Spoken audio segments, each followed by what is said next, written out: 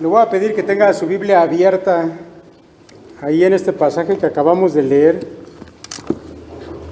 Vamos a estar yendo a los capítulos 22 y 23, citando algunas porciones, es bastante para verlo de manera exhaustiva, no lo vamos a hacer. Déjeme comenzar simplemente por hacer un recordatorio. ¿Se acuerda usted cuál fue el primer texto de la Biblia que memorizó? Bueno, yo sí lo recuerdo. Tenía unos 6 años de edad cuando aprendí este texto, fue Romanos 3:23. Bueno, usted sabe, es un texto evangelístico. Y es así porque precisamente en ese tiempo estábamos mi familia y yo recibiendo el Evangelio por primera vez. Ahora déjeme preguntarle, ¿usted recuerda su primera Biblia? ¿Recuerda su primera Biblia? Bueno, los que tienen poco tiempo en el Evangelio seguramente sí, pero si usted es de las personas que nació en una familia cristiana, bueno, tal vez tenga ya mucho tiempo de eso. Yo sí recuerdo la mía. La gané en un concurso bíblico, tenía yo 7 años de edad aproximadamente. Era de esas Biblias pequeñas de pasta dura. Y en ese entonces, ya veníamos a este templo, precisamente mi familia y yo. Y recuerdo que esa Biblia la traía a mis clases. Todavía no estaba toda esta construcción, había solamente algunos pequeños salones con techo de asbesto aquí alrededor y ahí tomábamos las clases.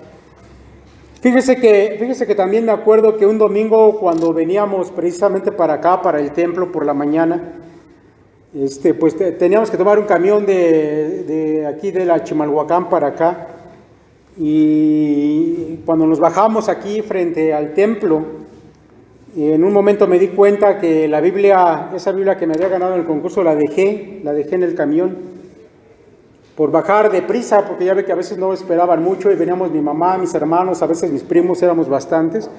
Bajábamos corriendo, en algún momento perdí de vista mi Biblia, me bajé. Cuando me di cuenta, y eso lo recuerdo también perfectamente, el impulso de querer correr tras el camión porque la Biblia se había quedado allí. Ya esto no fue posible, ya iba bastante lejos. Sí, recuerdo que me dolió haber perdido esa Biblia. La apreciaba aun cuando aún era bastante joven, bastante niño. La segunda Biblia que yo tuve la compré con mis ahorros.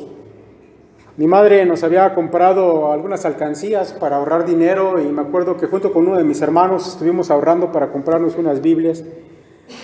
Y la segunda Biblia que llegó a mi mano, fue por mis ahorros. Yo quiero decirle que la Biblia siempre formó parte de mi vida. La conocí desde muy pequeño. Yo recuerdo, por ejemplo, mis hermanos, que mi mamá nos ponía a memorizar algunos salmos a mis hermanos y a mí.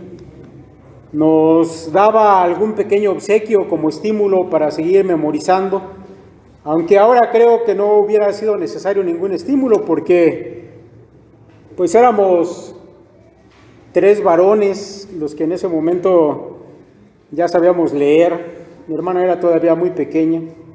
Y competíamos para ver quién aprendía esos textos primero, así que ese era más un estímulo para nosotros. De esos recuerdos que también tengo grabados en mi memoria cuando era muy niño, está uno que por las noches mi madre nos leía la Biblia para dormir. No era un libro de cuentos.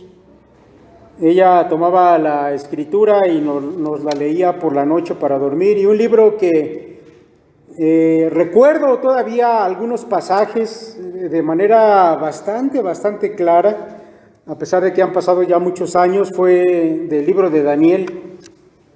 A mí me impresionaba mucho la historia de ese joven y sus amigos, y luego imagínense todas esas visiones proféticas de las 4 bestias. Creo que para mi mente infantil, pues eran cosas extraordinarias que yo estaba imaginando cuando mi mamá nos estaba leyendo eso. De manera que se me quedaron muy grabadas esas historias. Tal vez por eso desde joven siempre me causó gran curiosidad la profecía bíblica, y algunos de los primeros libros que comencé a leer fue acerca de profecía bíblica.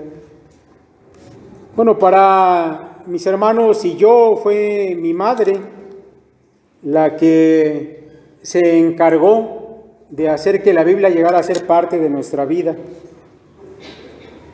La escritura, bueno, pues siempre ha estado ahí, yo la recuerdo en cada etapa de mi vida. Y en ese sentido yo me considero privilegiado. Tal vez, mis hermanos, para algunos de ustedes también haya sido un poco de esta manera. Tal vez nacieron o crecieron en una familia cristiana, o alguno de sus padres también fue cristiano, y también les enseñaron la escritura desde que eran muy pequeños. Si eso fue así, yo le pregunto, ¿ha usted pensado alguna vez cómo sería su vida si en lugar de eso usted nunca hubiera conocido la palabra de Dios? O tal vez usted que más recientemente ha conocido el Evangelio, tal vez no desde niño, tal vez tiene algunos pocos años más reciente. ¿Cómo sería su vida si nunca hubiera tenido contacto con la palabra de Dios? Bueno, yo sí lo he pensado. Y definitivamente mi vida creo que sería muy diferente, porque la palabra de Dios, mis hermanos, es el medio que Dios usa para transformar nuestras mentes y transformar nuestra conducta también. La Biblia es el medio por el cual nosotros conocemos a Dios y aprendemos a relacionarnos con Él. Usted sabe lo que pasa cuando uno se aleja de la palabra de Dios. Simplemente uno termina alejándose de Dios mismo. Nadie puede decir que tiene una comunión o una relación con Dios si no tiene la palabra de Dios en su vida. Simplemente porque la Biblia es la revelación de Dios. Por eso es raro que haya algunas religiones donde la gente jamás lee la Biblia, no la conoce, pero afirma tener una relación con Dios. Eso no es posible. Ahora, todo esto, mis hermanos, vino a mi memoria cuando estudiaba la historia de Josías, que es una porción de lo que acabamos de leer allí en Segunda de Reyes. La historia de Josías no solamente viene en este libro, sino también aparece en Segunda de Crónicas, incluso de una manera más amplia, un poco más detallada. La historia del rey Josías, mis hermanos, es la historia del rey más sobresaliente de Judá, desde los días de David y Salomón hasta el tiempo en que fueron a la cautividad babilónica. Y esta historia, la historia de este hombre, gira en torno a una sola cosa: al descubrimiento del libro de la ley, que por muchos años estuvo perdido, pero que durante el reinado de Josías fue encontrado y nuevamente fue leído al pueblo después de mucho tiempo. Eso, mis hermanos, es un hecho sobresaliente. De manera que la vida de Josías se puede resumir a un evento muy importante: el descubrimiento del libro de la ley. Déjeme comentarle un poco del contexto. Mire, los 2 reyes anteriores a Josías fueron hombres que hicieron cosas abominables ante los ojos de Dios. Esos reyes fueron Manasés y Amón.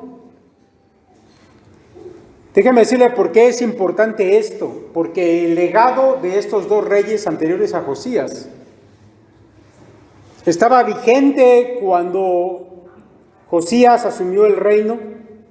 Los estragos de la manera de gobernar de estos reyes estaban presentes y no era nada bueno. Manasés, dice la Escritura, reinó durante 56 años y Amón 2 años. Y solamente fueron 2 años, afortunadamente, porque era tan malo que sus propios siervos lo asesinaron mientras estaba en su casa. Así que entre los dos, Manasés y Amón reinaron un total de 57 años sobre el reino de Judá. Y créame que eso es mucho tiempo para todas las cosas malas que estuvieron haciendo. Durante el reinado de estos dos, el culto a Jehová, escuche esto, prácticamente desapareció de la tierra de Judá, ya que ellos se encargaron de introducir la idolatría de una manera espantosa en todo el reino.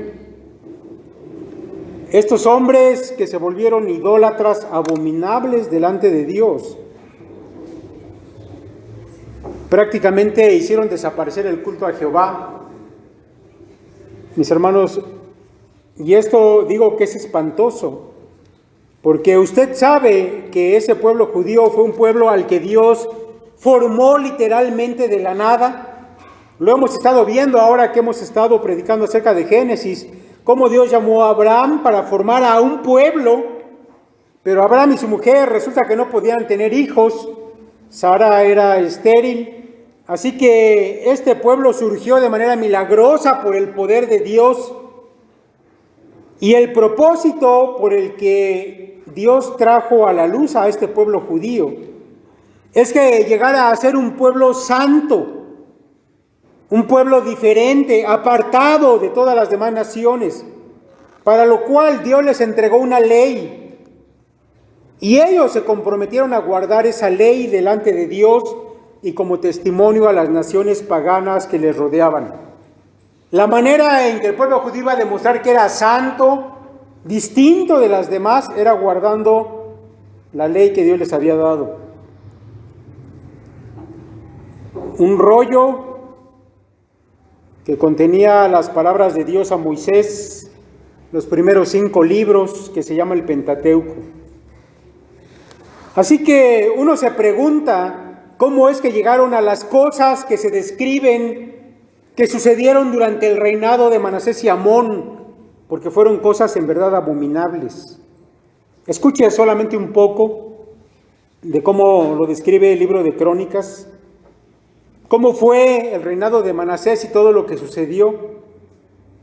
Dice, de 12 años era Manasés cuando comenzó a reinar, y 55 años reinó en Jerusalén, pero hizo lo malo ante los ojos de Jehová, conforme a las abominaciones de las naciones que Jehová había echado de delante de los hijos de Israel, porque él reedificó los lugares altos que Ezequías su padre había derribado, y levantó altares a los Baales, e hizo imágenes de acera, y adoró a todo el ejército de los cielos, y les rindió culto.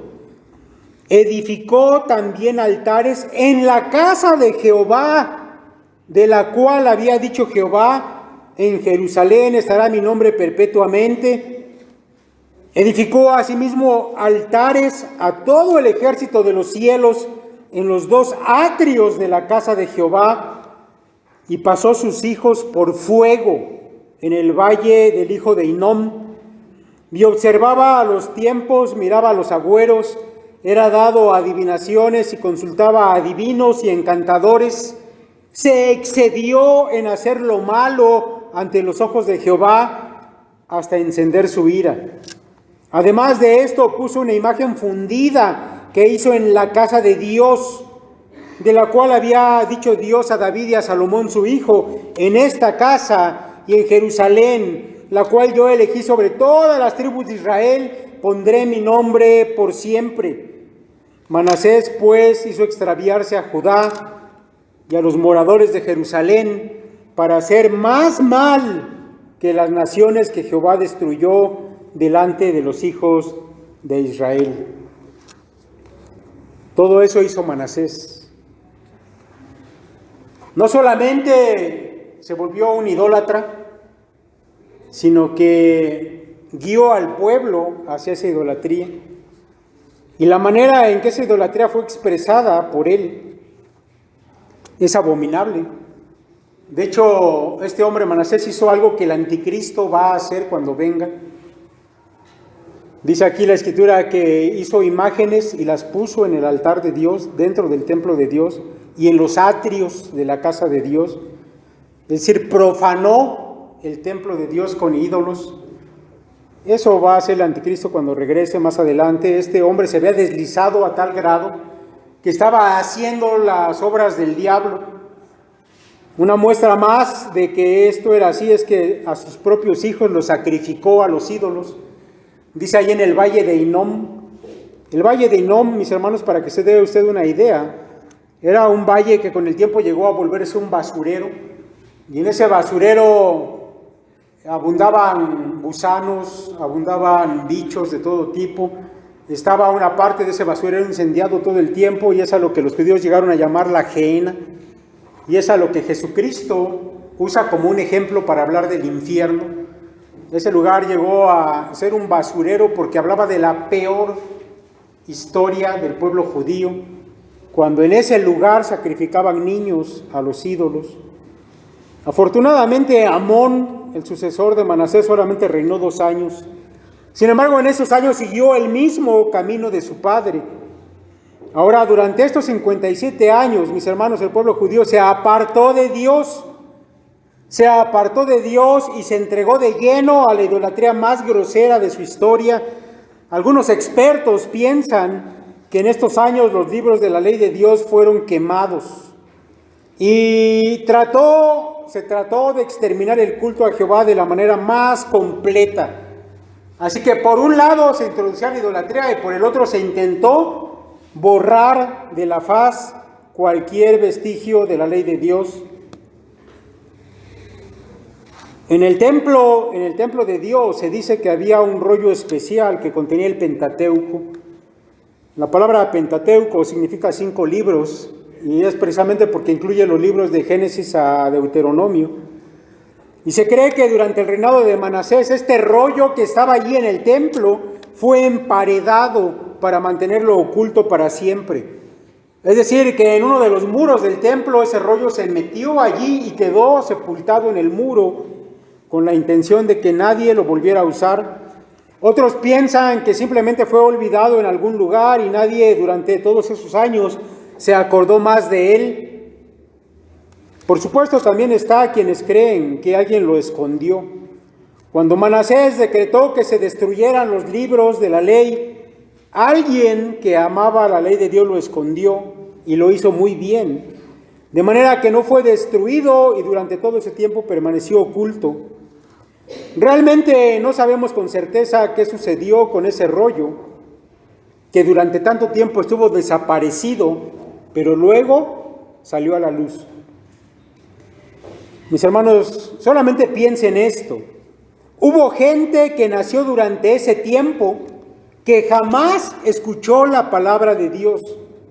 Fueron 57 años del gobierno de estos 2 reyes impíos, más 18 años todavía del reinado de Josías, en que no había ningún libro de la ley de Dios.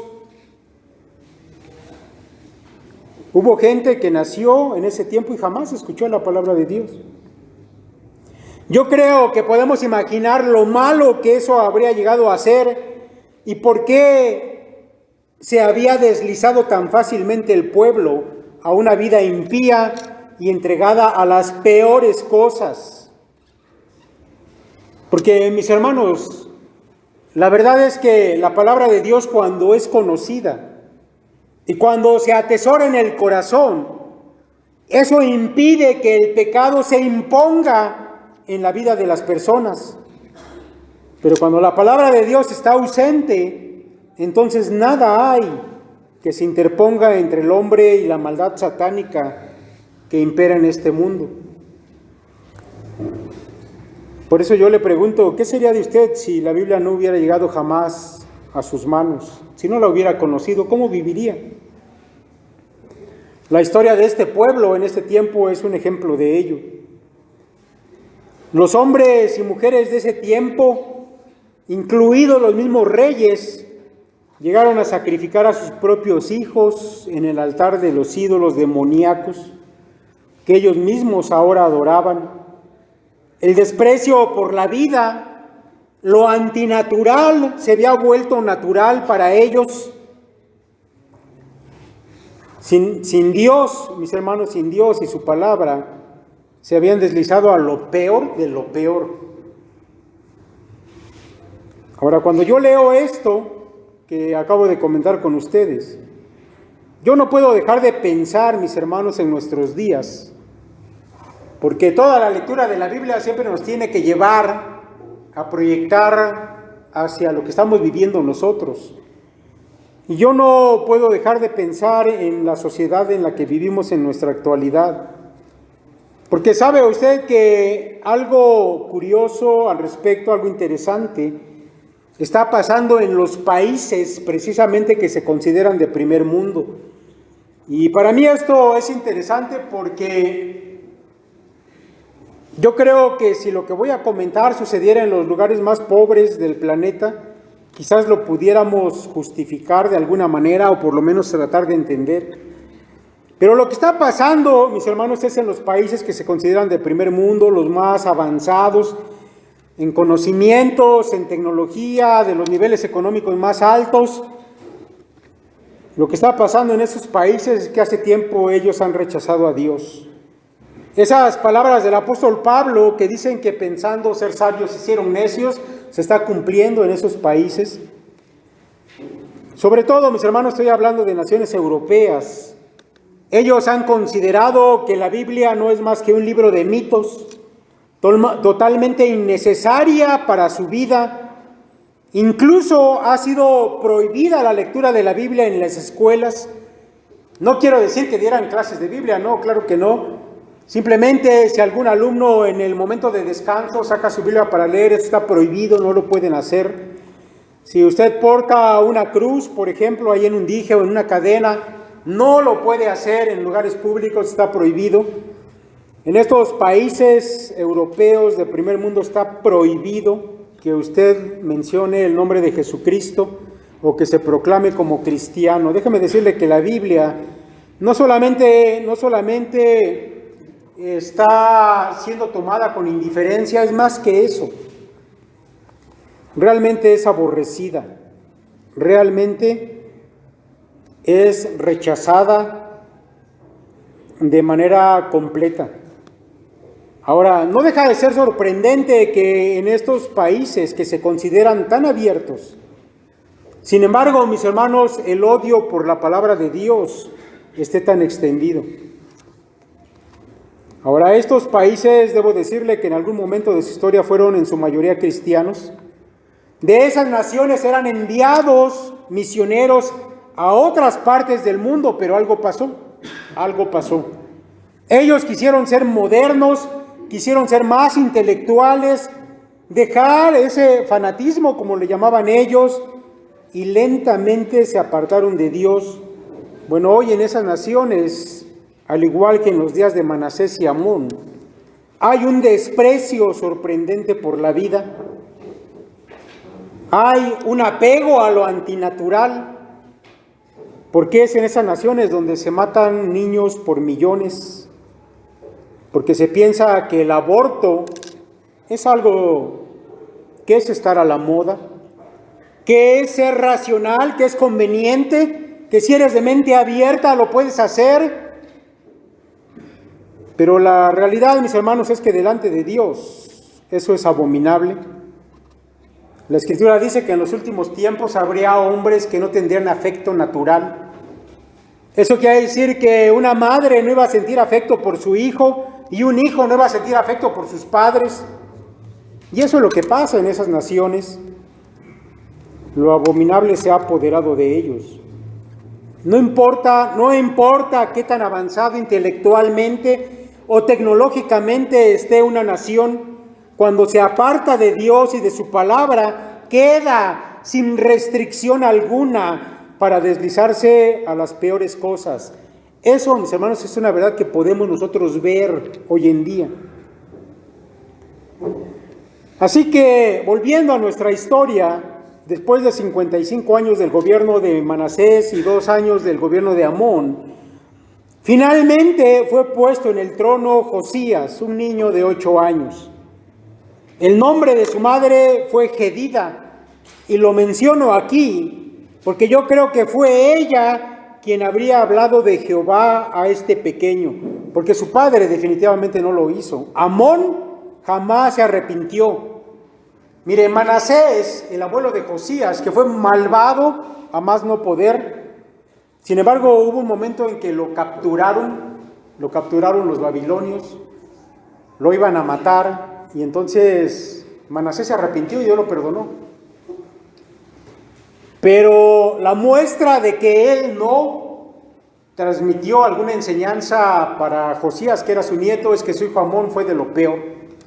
Así que Amón no instruyó a este niño, seguramente fue su madre. Josías era muy pequeño cuando se le entregó esta responsabilidad tan grande de gobernar a un pueblo. Y créame, no era un pueblo fácil, era un pueblo idólatra, un pueblo pervertido o perverso. Así que seguramente que este niño tenía consejeros que le ayudaban en este asunto de gobernar. Y yo me pregunto si tal vez no sería su madre también la que le aconsejó tener a un escriba y a un sumo sacerdote de Dios como consejero del rey, dos hombres ancianos que conocían la palabra de Dios o la habían conocido, y ellos actuaban como consejeros del rey, como lo vamos a ver un poco más adelante.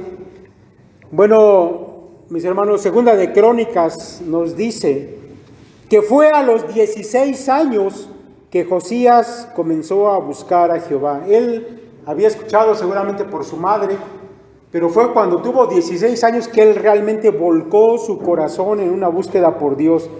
Dice Segunda de Crónicas 34:3, a los 8 años de su reinado, siendo aún muchacho, comenzó a buscar al Dios de David, su padre, al Dios de David, su padre. Mis hermanos, fue en esa edad cuando uno comienza a cuestionar muchas cosas, que Josías tuvo un serio interés en saber más de Jehová. No se nos dice aquí en la Biblia qué pasó durante los primeros 7 años de su reinado, pero sí se nos cuenta qué pasó después de 8 años de reinar sobre Judá. Este joven, dice la Biblia, buscó al Dios de David, su padre. Yo debo decirle que esta búsqueda de Dios no quedó sin respuesta. Y eso, mis hermanos, es muy importante. Porque nos recuerda que Dios siempre está atento ante aquel que lo busca de corazón. Y eso fue lo que hizo Josías. El profeta Jeremías, quien por cierto fue contemporáneo de Josías, y de hecho Jeremías proclamó parte de su mensaje durante el reinado de este joven rey, más adelante escribió las siguientes palabras: entonces me invocaréis y vendréis y oraréis a mí, y yo os oiré. Y me buscaréis y me hallaréis, porque me buscaréis de todo vuestro corazón. Esas palabras fueron una realidad en la vida de Josías. Así que teniendo 16 años, él encontró a Dios. Y 4 años después, a la edad de 20, Josías comenzó toda una reforma en su nación. Josías no se quedó con los brazos cruzados, sino que ese encuentro con Dios se volvió práctico. Porque usted sabe que cuando la Escritura llena nuestra mente, cuando la Biblia comienza a tener eco en nuestro corazón, y Josías probablemente conocía por su madre, por aquel sumo sacerdote, por el escriba, algunas cosas de Dios, bueno, esto trae alguna transformación en su vida. La Biblia siempre transforma, la palabra de Dios, la relación con Dios siempre transforma. Y él comenzó, dice la Escritura, ya en Segunda de Crónicas, a los 12 años, es decir, a los 12 años de su reinado, o sea, cuando tenía 20, comenzó a limpiar a Judá y a Jerusalén de los lugares altos, imágenes de acera, esculturas e imágenes fundidas, y derribaron delante de él los altares de los Baales, e hizo pedazos las imágenes del sol que estaban puestas encima. Despedazó también las imágenes de acera, las esculturas y estatuas fundidas, y las desmenuzó y esparció el polvo sobre los sepulcros de los que les habían ofrecido sacrificios. Quemó además los huesos de los sacerdotes sobre sus altares y limpió a Judá y a Jerusalén. Cuando él reinició esa relación con Dios, cambió la vida de Josías y también la vida del pueblo y comenzó a destruir estas imágenes. Ahora hay algo interesante. Dice aquí la palabra que realmente hizo polvo esas imágenes. Mire, su tatarabuelo Ezequías fue ese rey que una vez estuvo enfermo y fue sanado. ¿Se acuerda que retrocedió unos grados el sol como una señal de que Dios lo iba a sanar? Bueno, después de eso Ezequías volvió su corazón a Dios. Intentó quitar la idolatría de Judá, pero no lo logró, no fue a fondo. Ahora Josías no quería que quedara en pie ninguna escultura de ídolos, así que literalmente las desmenuzó, las hizo polvo. Y además se nos dice aquí algo interesante. Dice que fue a los lugares donde estaban enterrados los sacerdotes que habían servido en los altares de esos ídolos abominables, sacó sus huesos de allí y los quemó, los hizo cenizas, y luego fue con esos huesos quemados y los echó sobre los altares de los ídolos, o los lugares donde habían estado esos altares. ¿Sabe por qué hizo eso? Porque eso era profanar esos lugares o esos altares. Como había echado huesos de muertos, los paganos no iban a volver a edificar sus altares en esos mismos lugares. Era una forma en que en la antigüedad se profanaba un lugar consagrado a alguna deidad. Y de esa manera Josías se quería asegurar de que no se volviera ya más a la idolatría. Ahora déjeme decirle que dentro de esas reformas que realizó Josías, también se incluyó la remodelación y la purificación del templo. Y eso, mis hermanos, llevó al descubrimiento extraordinario. Ya que los reyes anteriores habían profanado el templo, lo habían maltratado, tal vez habían quitado cosas del templo, era necesaria una remodelación y una purificación. Así que Josías se enfocó en ello. Recolectó dinero del pueblo y lo puso en las manos de Hilcías, el sumo sacerdote, y dijo: ve, dalo a los hombres que están ya encargados allí de hacer las reparaciones para que comiencen a trabajar en ello. Y entonces Hilcías fue y se lo dio a los hombres que estaban allí trabajando. Y resulta que dentro de esas obras que estaban realizando en el templo, de repente Hilcías encontró el rollo del libro que había estado desaparecido. Dice Segunda de Reyes 22:8. Entonces dijo el sumo sacerdote Hilcías al escriba Safán: he hallado el libro de la ley en la casa de Jehová. E Hilcías dio el libro a Safán y lo leyó. Viniendo luego el escriba Safán al rey, dio cuenta al rey y dijo: tus siervos han recogido el dinero que se halló en el templo y lo han entregado en poder de los que hacen la obra, que tienen a su cargo el arreglo de la casa de Jehová. Asimismo el escriba Safán declaró al rey diciendo: el sacerdote Hilcías me ha dado un libro. Y lo leyó Safán delante del rey. Y cuando el rey hubo oído la palabra del libro de la ley, rasgó sus vestidos. Para un oriental, romper sus vestidos, rasgarlos, hablaba de un cargo en su conciencia muy grande, una angustia, una preocupación, un dolor grande. Si usted perdía un familiar, se moría, se podía rasgar sus vestidos. Si escuchaba una blasfemia en contra de Dios, rasgaba sus vestidos, porque eso provocaba un choque emocional muy grande. Así que lo que el rey leyó le impactó de tal manera que rasgó sus vestidos. Y de inmediato Josías, conmocionado todavía por aquel descubrimiento, mandó hombres a que fueran a consultar con una profetisa que se nos menciona más adelante, allá por el versículo 15, Hulda se llamaba esta mujer. La Biblia la menciona solamente aquí, no sabemos antes de esto qué era de ella ni después. Pero fueron y preguntaron qué debía hacer el rey con esto, con este rollo. Y dice allá en el versículo 15, y ella les dijo: así ha dicho Jehová, el Dios de Israel, decid al varón que os envió a mí. Así dijo Jehová, he aquí yo traigo sobre este lugar y sobre los que en él moran todo el mal que habla este libro que ha leído el rey de Judá, por cuanto me dejaron a mí y quemaron incienso a dioses ajenos, provocándome a ira con toda la obra de sus manos. Mi ira se ha encendido contra este lugar y no se apagará. Mas el rey de Judá que os ha enviado para que preguntaseis a Jehová, diréis así: así ha dicho Jehová, el Dios de Israel, por cuanto oíste las palabras del libro, y tu corazón se enterneció, y te humillaste delante de Jehová, cuando oíste lo que yo he pronunciado contra este lugar y contra sus moradores, que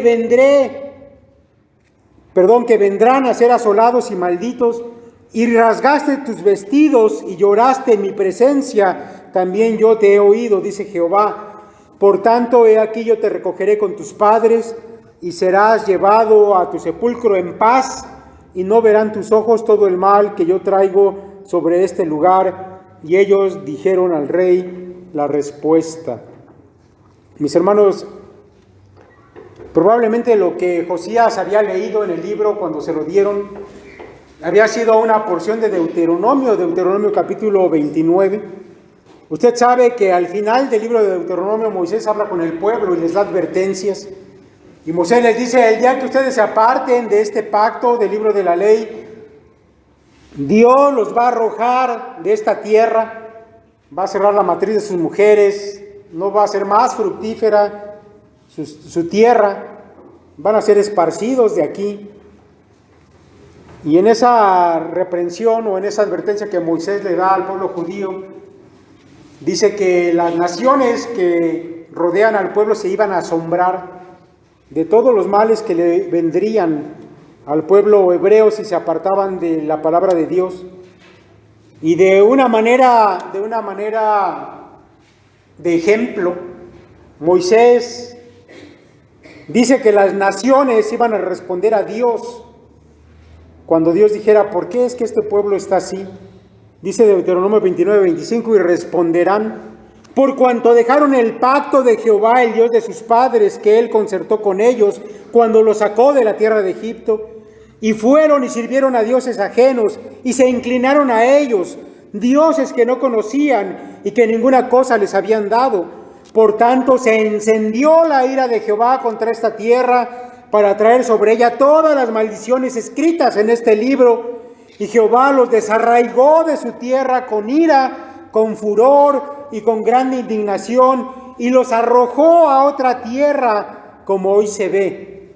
Bueno, eso dice Deuteronomio. Es muy probable que esta porción la hubiera leído Josías, y esto no se apartó de su corazón nunca. Nunca se apartó de su corazón. Al grado, mis hermanos, que Josías intentó hacer todo lo posible para cambiar las cosas. ¿Sabe qué fue lo primero que hizo? Reunió al pueblo, les leyó el libro. Recargado en una columna del templo, hizo que el pueblo se comprometiera nuevamente a entrar en pacto con Dios. Después de eso, convocó a que celebraran la Pascua.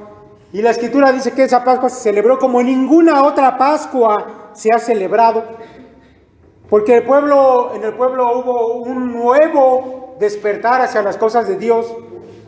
Y las reformas que Josías emprendió no solamente abarcaron Judá, sino que incluso llegaron al reino del norte, a Israel, porque precisamente en ese tiempo el dominio de Asiria sobre Israel empezó a menguar, porque el imperio asirio empezó a entrar en declive, y eso fue aprovechado por Josías para entrar incluso al reino norteño y extender la palabra de Dios allá también.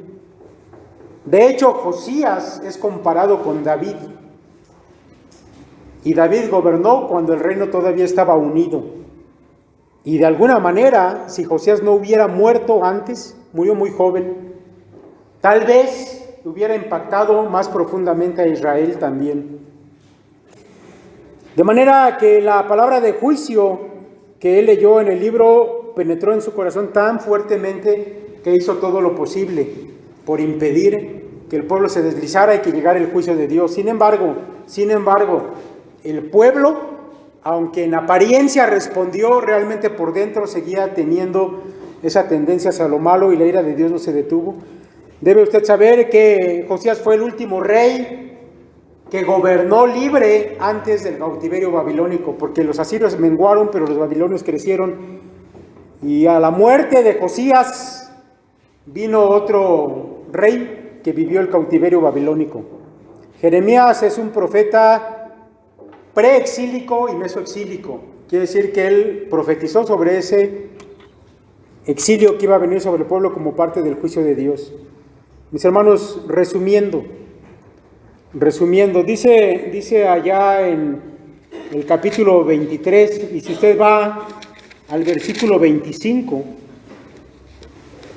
un resumen de este rey, dice: no hubo otro rey antes de él que se convirtiese a Jehová de todo su corazón, de toda su alma y de todas sus fuerzas, conforme a toda la ley de Moisés, ni después de él nació otro igual. ¿Sabe cuál fue lo sobresaliente de la vida de Josías? Haber clamado a Dios y haber encontrado aquel libro. Y en base al libro, él reanudó un pacto con Dios, reanudó la Pascua, acabó con la idolatría, y él durmió en paz antes de que viniera el cautiverio. Uno de los libros apócrifos, el libro de Eclesiástico, que era un libro muy valorado por el pueblo judío, aunque no es parte de nuestra Biblia. Los judíos no lo consideraban canónico, nosotros tampoco. La iglesia primitiva también lo tenía en alta estima. Contiene en el capítulo 49 unas palabras como recuerdo a Josías, no solamente lo que leímos ahorita, no hubo otro rey como él. El libro de Eclesiástico dice: el recuerdo de Josías es una mezcla de incienso, preparada por el arte del perfumista. Es dulce como miel en la boca, como música en medio de un banquete. Trabajó por la reforma de su pueblo y extirpó la idolatría abominable. Enderezó su corazón hacia el Señor y en una época impía fortaleció la piedad, dice este libro. Mis hermanos, ¿cuál es la exhortación para él el día de hoy? Que tener este libro, ese que tiene usted en su mano, es un privilegio. Es un libro que transforma la vida y transforma las sociedades. Pienso en la Reforma, cuando Martín Lutero volvió a la Biblia. 1000 años de oscuridad, donde el diablo volvió a retomar el control completo de la sociedad durante la Edad Media. Un tiempo que se apartaron de la Biblia, pero cuando Lutero volvió a la Escritura, solamente eso bastó para que la luz volviera a destellar, y eso transformó la cultura occidental. Así como en el pasado también transformó a esta generación. Mis hermanos, tal vez no valoramos lo suficiente lo que tenemos en nuestra mano. Es un libro capaz de transformar la vida de los hombres, capaz de transformar a nuestras familias y a la sociedad. Déjeme decirle que estamos recordando 450 años de tener la Biblia en español. Y esto, mis hermanos, es algo extraordinario, porque antes de que este monje católico, que después se volvió protestante, Casiodoro de Reina, tuviera bien traducir desde los idiomas originales, el griego, el hebreo y el arameo, la Biblia al idioma español, lo único que se tenía eran las Biblias en latín, la Biblia en latín, la llamada Vulgata Latina, que es la versión oficial de la Iglesia Católica, y que se usaba en las misas, pero que el pueblo no entendía nada, porque el latín ya era una lengua muerta, ya no se hablaba. De manera que el pueblo no tenía ninguna oportunidad de tener acceso a la Biblia, leerla, entenderla, estudiarla. Pero bueno, Casiodoro de Reina tuvo esa iniciativa, y déjame decirle que la primera Biblia en español es esta, la Biblia que se conoce como del Oso. Y se le llama así porque, bueno, aquí en la portada no lo alcanzan a ver. Después cuando tengan oportunidad pueden acercarse y verlo. Es un oso que está parado en dos patas sobre el tronco de un árbol, intentando alcanzar un panal de miel. Y por eso se le llamó la Biblia del oso. Todavía está en un español antiguo. Si le intenta leer, se va a dar cuenta que no es tan fácil de leer. Ya no es un español que se habla el día de hoy. Ese oso que está allí, algunos piensan que es una imagen que representa el deseo de llegar al panal de miel, como el deseo del hombre por alcanzar la palabra de Dios. Bueno, eso piensan algunos, no es así. Realmente ese oso era como el sello de la casa editorial que imprimió esa Biblia. Por eso aparece allí y por eso se llegó a conocer de esa manera. En la Biblia, al pie de la imagen del oso, tiene una cita de Isaías en hebreo y también en español que habla de la permanencia de la palabra de Dios. Déjame decirle que esa Biblia que tiene usted, la Reina Valera, es una Biblia que nació durante el siglo de oro de las letras españolas.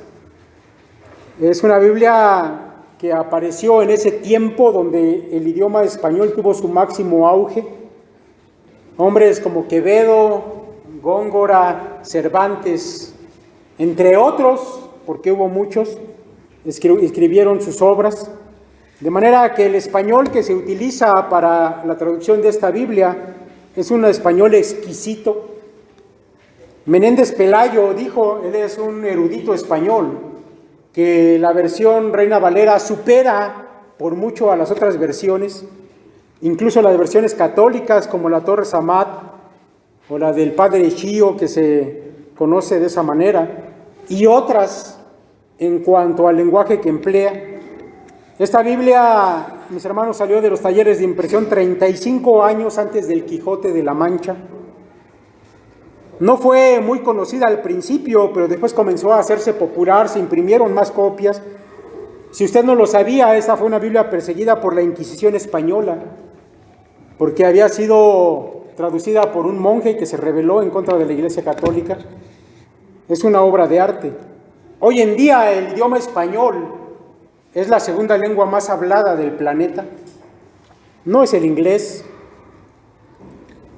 En primer lugar es un idioma chino, el mandarín, y después el español es el más hablado en la tierra.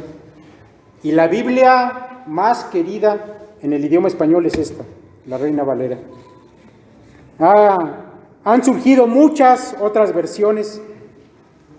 Yo recuerdo cuando salió la NBI que la intención era venir a sustituir a la Reina Valera. Se decía que ya estaba un tanto atrasada, está basada sobre algunos escritos que no son tan antiguos.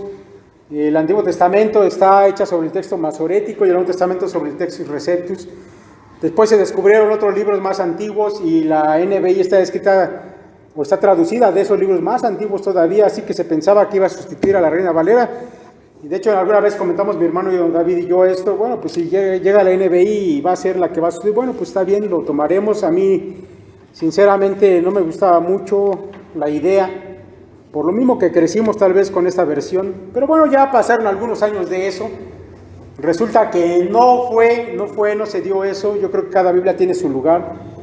La NBI, por su traducción, simplemente nos aclara mucho, a veces, el significado de algunas palabras o el sentido del texto. Pero a mí me parece que para un estudio de palabra por palabra de la Biblia, no hay ninguna versión que sea mejor que esta. Bueno, es un poco, mis hermanos, del comentario. Podemos hacer muchos comentarios y los vamos a hacer durante los próximos domingos. Simplemente le invito a que valore usted ese libro que tiene en su mano. Tiene mucha historia, pero sobre todo, mis hermanos, es una muestra de la gracia de Dios para nosotros, que hablamos el español y que tenemos la oportunidad de tener este libro extraordinario, que es la revelación de Dios.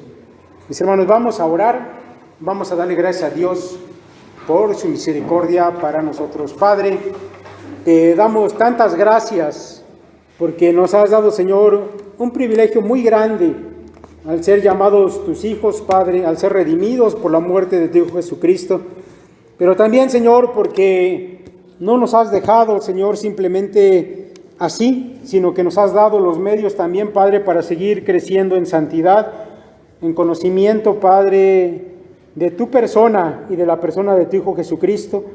Gracias, Señor, por la Escritura, por la palabra, Señor, escrita que tenemos al alcance de nuestra mano, que, Señor, sin duda ha sido hecha, Señor, bajo tu cuidado, bajo tu guía, Señor, y que ha sido preservada de la misma manera, a pesar, Señor, de la persecución, a pesar, Padre, del pensamiento de este mundo, Señor, que no tolera tu palabra.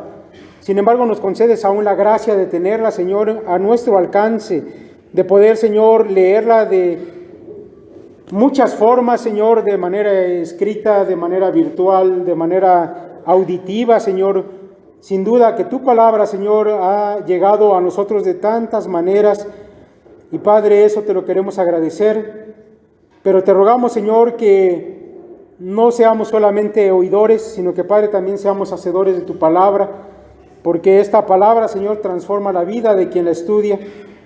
Tu palabra, Señor, dice que la ley tuya, Señor, es perfecta, que convierte al alma, y el testimonio tuyo, Señor, es fiel, que hace sabio al sencillo, y eso, Padre, lo podemos ver en las vidas nuestras, Señor, que han sido transformadas por tu palabra.